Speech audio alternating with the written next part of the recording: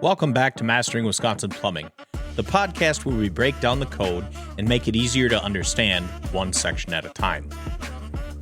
Today we're diving into a skill that every plumber needs to sharpen, interpolating water supply fixture units, WSFUs, into gallons per minute, or GPM. This is straight from Table 3 of 38240 in our Wisconsin Plumbing Codebook. So grab your codebook if you want to follow along. First, let's identify the columns in Table 3. The first column is WSFU, or Water Supply Fixture Units. The middle column gives us GPM for flushometer fixtures, and the column to the right is GPM for flush tank fixtures. Let's look at an example. Suppose we take 4 WSFUs. According to the table, that equals 10 gallons per minute for flushometer fixtures and 4 gallons per minute for flush tank fixtures. Now let's take a tougher example. Say we have 15.5 WSFUs and we want to convert that GPM for flush tank fixtures. Here's the issue. 15.5 isn't on the table, but we know it falls between 10 WSFUs and 20 WSFUs. The table tells us 10 WSFUs equals 8 GPM for flush tank fixtures, 20 WSFUs equals 14 GPM for flush tank fixtures. That's all the info we need to interpolate.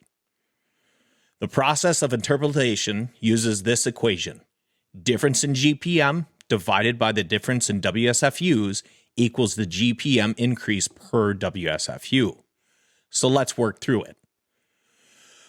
The difference in GPM between 8 and 14 is 6. The difference in WSFUs between 10 and 20 is 10. Divide 6 by 10 and we get 0.6 GPM per WSFU. Now 15.5 WSFUs is 5.5 units above 10. We multiply 0.6 by 5.5 and we get 3.3 GPM.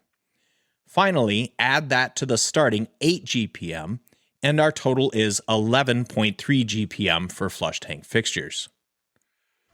And that's how you interpolate WSFUs into GPM using Table 3 of 38240. It's a straightforward process once you break it down step by step, and it's a skill that will save you time and keep you accurate on the job. Thanks for tuning in to Mastering Wisconsin Plumbing. If you found this helpful, make sure to subscribe, share this episode with a fellow apprentice or journeyman, and keep sharpening your code knowledge. Until next time, remember, the more you know code, the more confidence you bring to every job.